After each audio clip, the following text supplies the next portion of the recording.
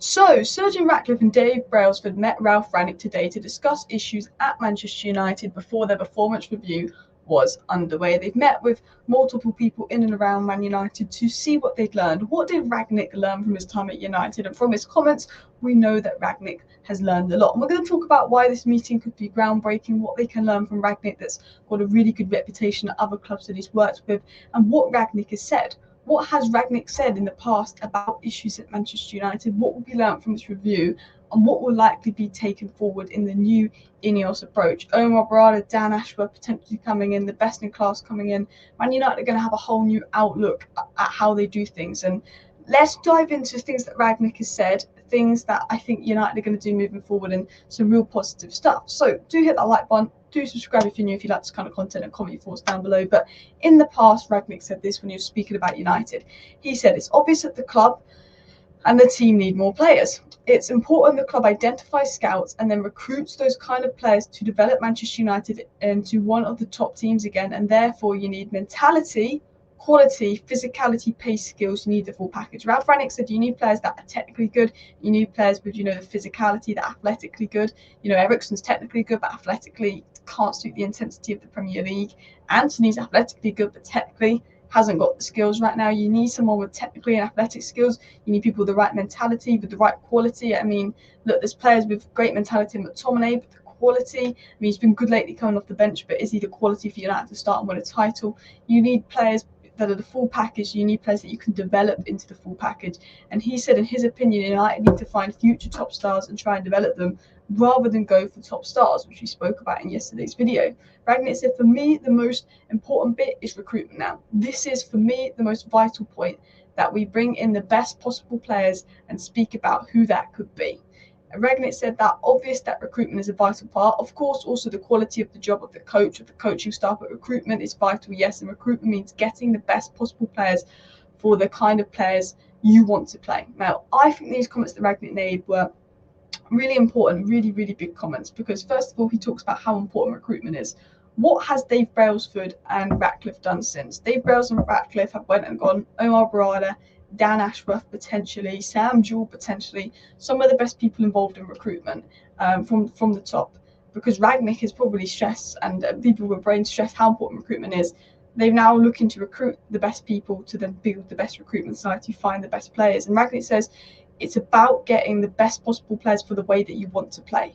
Manchester United have never established this vision of the way they want to play. Ten Hag's a different manager to Jose, different manager to Oli, different manager to Van Gaal, different manager to Moyes. Man United don't have a vision, a way that they want to play. And Brailsford's going to come in, Ratcliffe's going to come in, Omar Barada's going to come in, and they're going to decide this is the vision, this is how United are going to play, this is the club United are going to be. And then Ashworth, if he gets the job, which it looks likely, will be the guy to put it in place and say, does Ten Hag have the capabilities to manage a squad that play this way and suit the vision? We're going to get players that are going to suit the vision. And what Rangnick is saying is you need to get your recruitment perfect so then you can buy the best possible players that suit the way you want to play. If United can get Dan Ashworth in and everybody who's good in recruitment, and then they've got the experts there to choose the best players to play the way they want to play. He said that is so important. And then you have to think about the quality of the coach, the quality of the coaching staff, and then you have to look at Ten Hag. But I think what they'll learn from this meeting with Rangnick is, I think Rangnick's the type to say, before you look at Ten Hag and what you're going to do with Ten Hag, recruit the best. Because what can Ten Hag do with the current players that he has? A lot of them aren't good enough. It was also reported that Rangnick has told John Merton and Richard Arnold that many of United players are not fit for purpose and physically cannot cope with high energy opponents who run faster and harder. And that's what he said a good year and a bit ago. And I mean, yeah, we can see that other teams just can cover more ground and more athletically fit than us. I think Ten Hag will know that. I think Ineos will have assessed that as well. And it was also reported that Rangnick has advised Man United to ditch their habit of signing big-name players for short-term fix. He's even told staff at the club he believes Gary Neville was right in his assessment of the United team being broken. This was, again, a report from a year ago where Rangnick reportedly stressed that they need to stop signing short-term fixes, loan deals, big-name players, and go for long-term signings. In yesterday's video, we said 10 out of the 16 signings under Ten Hag have either been loans or players over 30, which is really, really worrying. And Rangnick had stressed to United to stop that. Rangnick left. What did they do? The same mistakes again.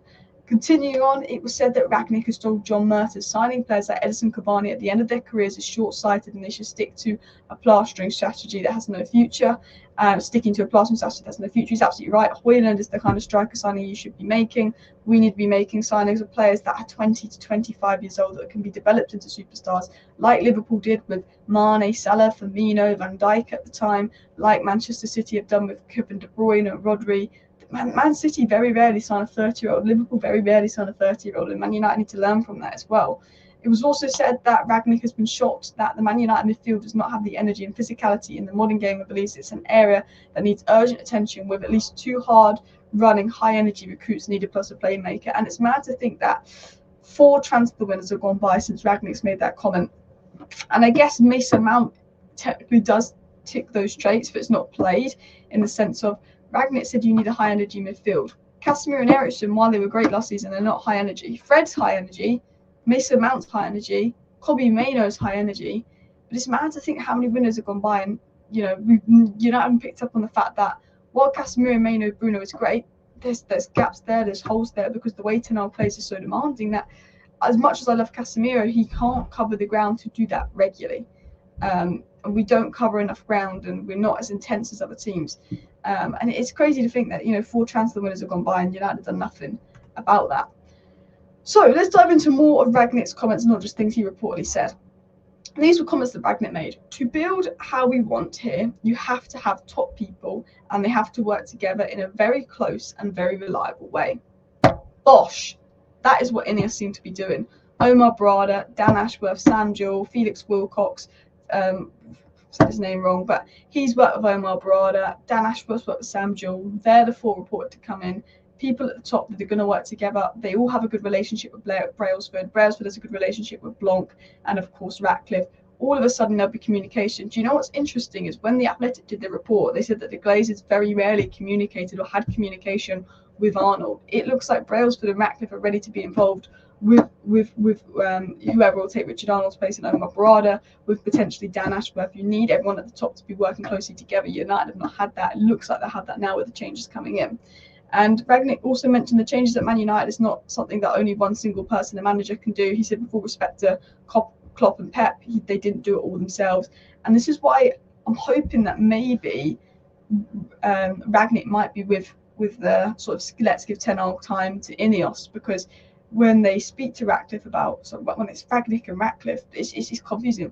When Ratcliffe and that will speak to Rangnick about his assessment of United, he will say, this isn't on the manager, this needs to be done, that needs to be done. And I do hope that Ineos give Ten Hag time and have a look at it and say, look, there's so much to do, the managers can't do it all, he's not had the support that Pep and Klopp have had, la-di-da. And then obviously, we'll get into Rangnick's famous saying. He said, in medicine, you would say that this is an operation of the open heart. This is also something that not just one single person as a manager can do. In all areas, you need to have top people and they have to work together very closely in a reliable way. And that looks like what Ineos is building. Dan Ashworth, top of the top. Omar Barada, top of the top. Potentially Sam Jewell, top of the top. Erik ten Hag, I believe, can be a top manager.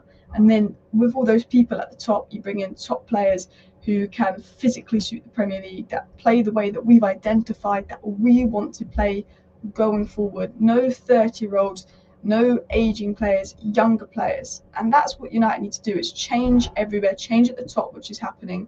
Not just about changing the manager, it's about getting the right players. And Rangnick said, knowing Ten Hag will be the manager with good recruitment process and bringing in the right players, I'm positive the supporters and medias will be able to see a better team. And that's what he said at the end of his reign over a year ago. And Ten Hag said, and Rangnick said, if you know what you're looking for, the profiles of different positions you need, it shouldn't hopefully take too long to get back competing. And that's key. And that's why we need recruitment. We need recruitment to assess what we need, what profiles we need, how we want to play. Let's find the best possible profiles for that. Let's back the manager. Let's buy the right players that are up and coming, can be developed into superstars, have the best in class everywhere. And that's how United move forward. And as Rangnick said, if you think of Manchester City and Liverpool, they brought in players every transfer window. They strengthened the team. They brought in players not that popular at the time, but they signed them and developed them into the 2 best teams in the world. They didn't go out for these 30-year-old Real Madrid players, Mane, Robertson, Firmino. They weren't popular players. Ruben Diaz wasn't a popular player. Kyle Walker wasn't a popular player. Rodri wasn't a popular player. De Bruyne wasn't a popular player. Yes, Haaland was, and that's a final piece of the puzzle signing. But Sterling was young. John Stones was young. All of those players they brought in weren't popular. And Rangnick's right, and he said no matter which club it is, it's always necessary and important that you have an idea. You need to know the way you want to play, what kind of profiles you need, because if you don't do that, you're looking like a needle in a haystack. And Rangnick's absolutely right. Man United need to realise how they want to play. We wanted Frankie de Jong because that's the way Ten Hag wanted to play. As much as I love Casemiro, we've got a completely different profile on Casemiro, and that's something I think Dan Ashworth will lay down and Ineos will lay down. And Rangnick said the players should fit together. It's only about bringing players for the defence, midfield and up front, but it's important that you get to know the personality of the players and that they're really the fit and able to meet the standards of the club. And I think that's really important, Rangnick. It's not just about bringing in individual players, it's about bringing in players that can play as a team and players that will fit the standards and mentality of the club. Sancho was a talented player, but mentality-wise, not really hit it. A lot of players have caused problems in the past. We're Manchester United. You've got to hit it. And remember, with Ralf Rangnick, he's flagged lots of players that United should look at, lots of players that United should try and sign, and he said that United need 10 players. And that wasn't realistic, but Rangnick was very clear. Get a load of players out, get a load of players in, get the right players out this club needs, and be clear out. So what we learned from this video, and what do you think we really learned? What we learned from Rangnick's maybe meeting with Ratcliffe and Brailsford and all of that?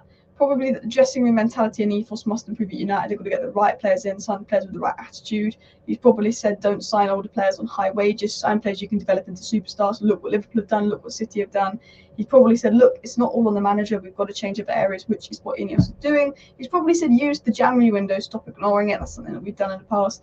But most importantly, improve recruitment, improve scouting, discover the way we want to play and get the best people in, which is what seems to be happening. And I'm very positive. Obviously, actions speak louder than words. We'll have to assess where we are in a year or two. Nothing will change drastically in a year, but maybe in 2-3 years we can assess where we are. But if we do that, I think United can get back on track and be where we need to be. Please do hit that like button. Please do subscribe. Thank you for watching. Bye.